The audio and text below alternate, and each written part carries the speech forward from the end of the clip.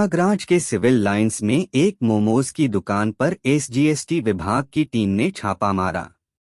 मोमोज के दुकानदार ने 10 महीने में बिना रजिस्ट्रेशन के 1.5 करोड़ रुपए का कारोबार कर डाला। पंजीकरण न होने से सरकार को भी लाखों का राजस्व नुकसान हुआ। टीम ने छापा मार कर चोरी पकड़ी और दुकानदार पर 5 लाख रुपए का जुर्माना लगाया। अयोध्या में श्री राम मंदिर के अस्तित्व का प्रमाण देना पड़ा, जबकि काशी, मथुरा के मंदिरों के दस्तावेज पहले से मौजूद हैं। इतिहासकार डॉक्टर बिशन बहादुर ने दैनिक जागरण से बातचीत में कहा कि भारतीय दर्शन के अनुसार आस्था के लिए साक्ष्य की आवश्यकता नहीं है। मंदिर का मालिक स्वयं वहां स्थापित विग्रह होता है।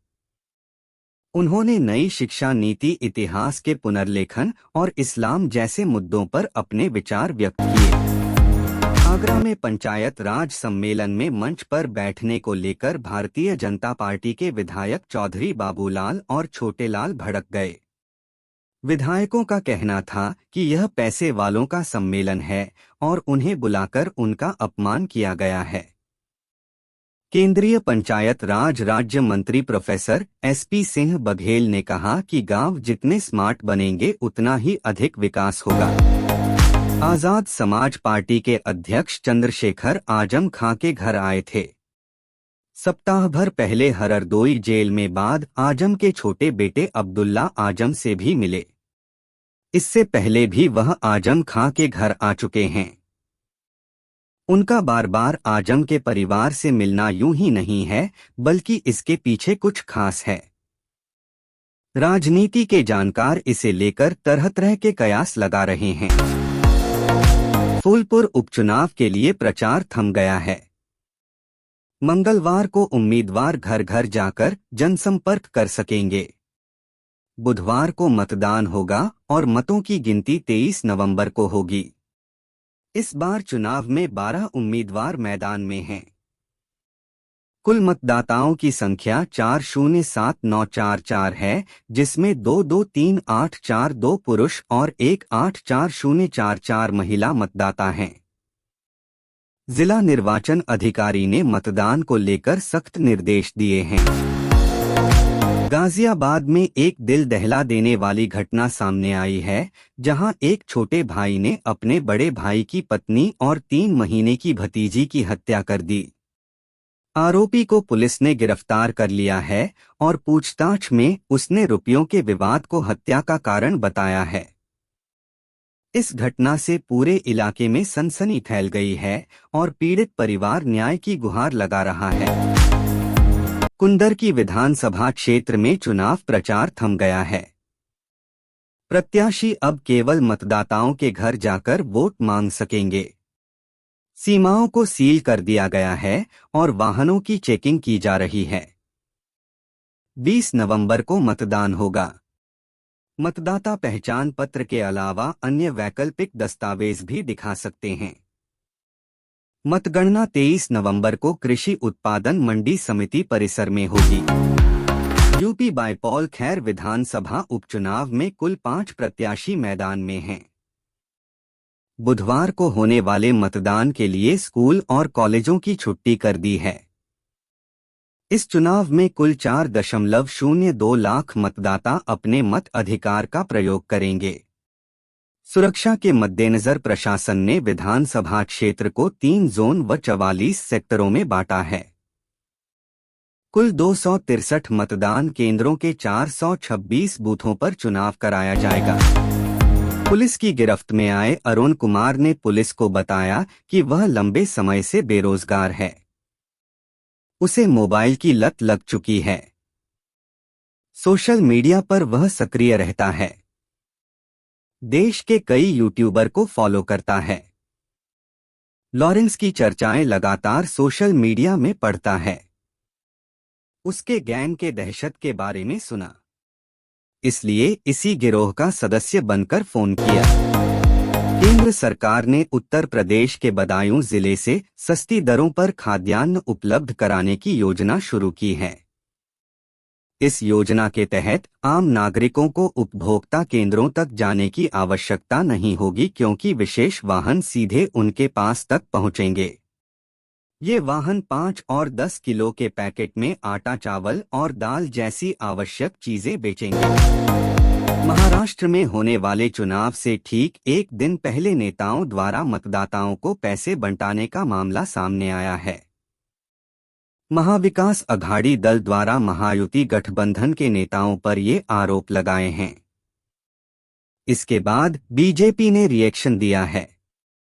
बीजेपी के राष्ट्रीय प्रवक्ता सुधांशु त्रिवेदी ने कहा कि विपक्ष के लिए यही रात भारी वाली स्थिति है। गुजरात के सूरत शहर में कुछ लोगों ने मिलकर एक सुपर स्पेशलिटी अस्पताल खोल दिया। विगत रविवार को इस अस्पताल का भव्य तरीके से उद्घाटन किया गया था। बताया जा रहा है कि जिन लोगों ने ये अस्पताल खोला है उनके पास फर्जी डिग्री है। पुलिस ने इस पूरी घटना में मामला दर्ज कर लिया है। अधिकारी चिकित्सकों की डिग्री चेक कर रहे हैं। मणिपुर वायलेंस पिछले साल से ही मैतेई और कुकी समुदाय के बीच जातीय हिंसा भड़की गई थी। वहीं इस महीने की शुरुआत में जिबरबाम में महिलाओं और बच्चों सहित 6 लोगों की हत्या कर दी गई थी। इस घटना के बाद राज्य में हिंसा का नया दौर शुरू हो गया। असम ने मणिपुर के साथ लगी सीमाएं सील कर दी है। तमिलनाडु की राजधानी चेन्नई में लैंड की एक इंटरनेशनल फ्लाइट में एक महिला का शव मिला। यह महिला मलेशिया की राजधानी कुआलालंपुर से चेन्नई की यात्रा कर रही थी। पुलिस ने बताया कि महिला की मृत्यु दिल का दौरा पड़ने से हुई है। मृतक महिला के शव को पास के एक सरकारी अस्पताल में रखा गया है। महिला कल्लाकुरिची जिले की रहने वाली थी। मुड़ा स्कैम ईडी ने सिद्धरमैया के साले BM मल्लिकार्जुन स्वामी से सोमवार को कथित मुड़ा साइट आवंटन घोटाले में पूछताछ की। सीएम सिद्धरमैया पर मुड़ा द्वारा अपनी पत्नी पार्वती BM को 14 साइटों के आवंटन में अवैधताओं के आरोप हैं। पिछले महीने ईडी ने मामले के सिलसिले में मैसूर में MUDA कार्यालय और बेंगलुरु सहित कुछ अन्य स्थानों पर तलाशी ली थी। CCI ने व्हाट्सएप को मेटा के स्वामित्व वाले अन्य कंपनियों के साथ विज्ञापन उद्देश्यों के लिए यूजर्स का डाटा 5 साल तक साझा नहीं करने का निर्देश दिया है। प्रतिबंध की अवधि आदेश की प्राप्ति की तारीख से शुरू होगी। व्हाट्सएप की 2021 की गोपनीयता नीति को लागू करने, यूजर्स का डाटा जुटाने और मेटा की अन्य कंपनियों से साझा करने के मामले में यह जुर्माना लगाया गया है। दक्षिण एशिया का सबसे बड़ा समुद्री विचार पर आधारित शिखर सम्मेलन सागर मंथन सोमवार को नई दिल्ली में शुरू हुआ। बंदरगाह जहाजरानी और जलमार्ग मंत्रालय ऑब्जर्वर रिसर्च फाउंडेशन के सहयोग से 2 दिवसीय कार्यक्रम का आयोजन कर रहा है। यह पहल वैश्विक नीति निर्माताओं, समुद्री विशेषज्ञों, उद्योग जगत के नेताओं और विद्वानों को टिकाऊ और अभिनव समुद्री प्रथाओं को आगे बढ़ाने पर विचार विमर्श करने के लिए एक मंच पर लाती है। मणिपुर वायलेंस। मणिपुर में एक बार फिर तेज हुई हिंसा के बीच केंद्रीय गृह मंत्री अमित शाह ने लगातार दूसरे दिन राज्य के हालात की समीक्षा की। उन्होंने राज्य व केंद्रीय सुरक्षा बलों को मौजूदा हिंसा को तत्काल रोकने के लिए हर संभव कदम उठाने का निर्देश दिया। गौरतलब है कि हिंसा भड़कने के बाद शाह एक दिन पहले महाराष्ट्र में चुनावी रैली रद्द कर वापस दिल्ली पहुंचे थे। प्रधानमंत्री नरेंद्र मोदी जी 20 शिखर सम्मेलन में हिस्सा लेने ब्राजील पहुंचे। पीएम मोदी ने G20 शिखर सम्मेलन के भव्य प्रबंधों और सफल अध्यक्षता के लिए ब्राजील के राष्ट्रपति लूला को बधाई दी। उन्होंने कहा कि नई दिल्ली में G20 शिखर सम्मेलन में लिए गए जनकेंद्रित निर्णयों को ब्राजील की अध्यक्षता के दौरान आगे बढ़ाया गया है। यह बहुत संतोष की बात है कि हमने सतत विकास लक्ष्यों को प्राथमिकता दी। भारतीय कोस्ट गार्ड ने समुद्री सीमा में पाकिस्तान के चंगुल से 7 मछुआरों को छुड़ा लिया। पाकिस्तानी समुद्री सुरक्षा एजेंसी इन मछुआरों को पकड़कर अपने साथ ले जा रही थी, जिसके बाद सूचना मिलने पर कोस्ट गार्ड ने तुरंत एक्शन लेते हुए अपना जहाज पाकिस्तानी जहाज के पीछे लगा दिया और तकरीबन 2 घंटे तक पीछा करने के बाद उन्हें बचा लिया। साउथ फिल्म इंडस्ट्री, जिसे कभी रीजनल फिल्म इंडस्ट्री की तरह देखा जाता था, वह आज नेशनल इंटरनेशनल स्तर पर अपना नाम बना चुकी है। आज बहुत सी फिल्में पैन इंडिया रिलीज हो रही हैं। बाहुबली ने देश में इसका चलन शुरू किया था। इसे तेलुगु, तमिल, मलयालम और हिंदी में रिलीज किया गया था। आज आपको अपकमिंग पैन इंडिया फिल्मों के बारे में बताएंगे। शाहरुख खान हिंदी सिनेमा के मेगा सुपरस्टार के तौर पर जाने जाते हैं। 3 दशक के फिल्मी करियर में शानदार फिल्में देकर उन्होंने खुद के लिए खास मुकाम बनाया है। लेकिन एक वक्त ऐसा भी रहा है जब किंग खान संघर्ष के दिनों से गुजरे और उन दिनों की आप बीती हाल ही में उन्होंने एक बड़े मंच पर सुनाई है। संजय लीला भंसाली फिल्म इंडस्ट्री में अपनी ग्रैंड फिल्मोग्राफी के लिए जाने जाते हैं।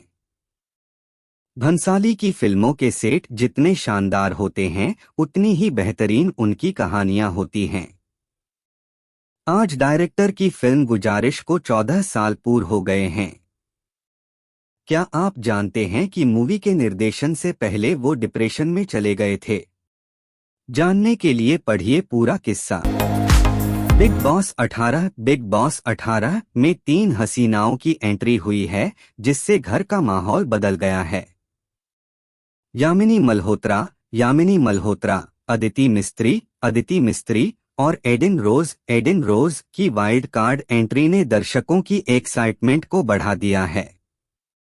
चलिए जान लेते हैं कि सलमान खान के रियलिटी शो में एंट्री लेने वाली ये हसीनाएं कौन हैं और उनकी पहचान किस तौर पर है।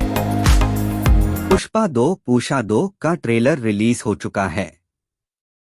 फिल्म ने पहले ही काफी बज़ बना रखा है और ट्रेलर रिलीज के बाद से तो फैंस की उत्सुकता और भी ज्यादा बढ़ गई है।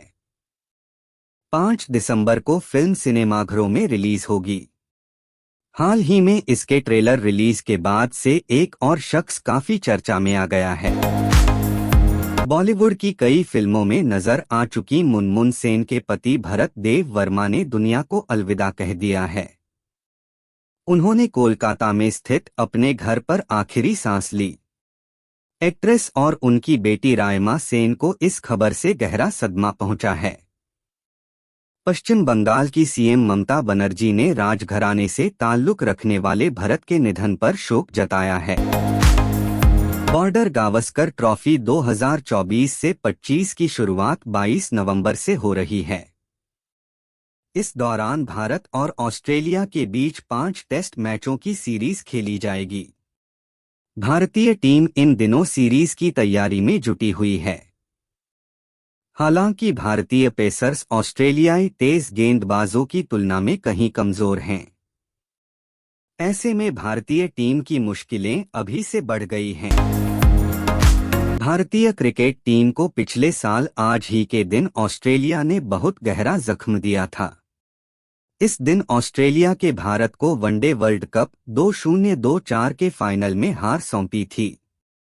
इस हार की आज एनिवर्सरी है और ऑस्ट्रेलिया के मार्नस लाबुशेन ने इस हार के जख्मों पर नमक छिड़का है। उन्होंने एक पोस्ट किया है जिससे उन्होंने हर भारतीय की दुखती रग पर हाथ रख दिया है। एसएल वर्सेस सा टेस्ट स्क्वाड श्रीलंकाई टीम ने दक्षिण अफ्रीका के खिलाफ होने वाली 2 मैचों की टेस्ट सीरीज के लिए 17 सदस्यीय टीम का ऐलान किया, जिसमें कासुन राजता और स्पिनर लसित की वापसी हुई, जबकि मेजबान साउथ अफ्रीका ने श्रीलंकाई टीम के खिलाफ टेस्ट सीरीज के लिए अपनी टीम का ऐलान किया, जिसमें टेम्बा बावुमा की बतौर कप्तान टीम में वापसी हो गई है। भारतीय क्रिकेट टीम के कप्तान रोहित शर्मा ऑस्ट्रेलिया के खिलाफ पहला टेस्ट मैच नहीं खेलेंगे। उनकी पत्नी ने हाल ही में बेटे को जन्म दिया है। रोहित अपनी पत्नी के साथ ही रहना चाहते हैं और इसलिए पहला मैच नहीं खेलेंगे। कई लोग रोहित को निशाने पर ले रहे हैं, लेकिन ऑस्ट्रेलिया के पूर्व कप्तान माइकल क्लार्क ने उनका साथ दिया है।